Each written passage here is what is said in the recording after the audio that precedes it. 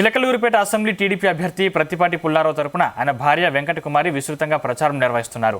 చిలకలూరిపేట పట్టణంలోని ప్రత్తిపాటి గార్డెన్స్లో జరిగిన మహిళల నారీగలం ఆత్మీయ సమావేశంలో వెంకటకుమారి పాల్గొన్నారు. ఈ సందర్భంగా ప్రత్తిపాటి పుల్లారావు సతీమణి వెంకటకుమారి భావోద్వేగానికి గురయ్యారు. కొంగుపట్టి ఓట్లను అభ్యర్థించారు. 2019లో వైసీపీ తప్పుడు ప్రచారం, అబద్ధాలను నమ్మి చేసిన పొరపాటున మరోసారి చేయవద్దు. ఈ సందర్భంగా కన్నీటి పర్యంతమయ్యారు. మందిని చూసి నాకు చాలా సంతోషం, అలాగే బాధ, ఆనందం రెండు కలిగిన వీళ్ళందరం చూసి నాకు మహిళలు తలుచుకుంటే చేయలేనిది ఏమీ లేదు. అన్ని రంగాల్లో ఈరోజు మహిళలు చూస్తున్నారు. ఈరోజు వీళ్ళందరూ కార్మికులైనా ఎవరు ఇంటి దగ్గర ఉండేవాళ్ళు లేరు. అందరూ పనికెళ్ళి ఏదో ఒక పని చేసుకొని బతికించుకునేవాళ్ళు. అలాంటి వాళ్ళందరినీ నేను కలవలేకపోయాను. ఒక వారం రోజులు టైం ఉందని అందరినీ కల్పించాను.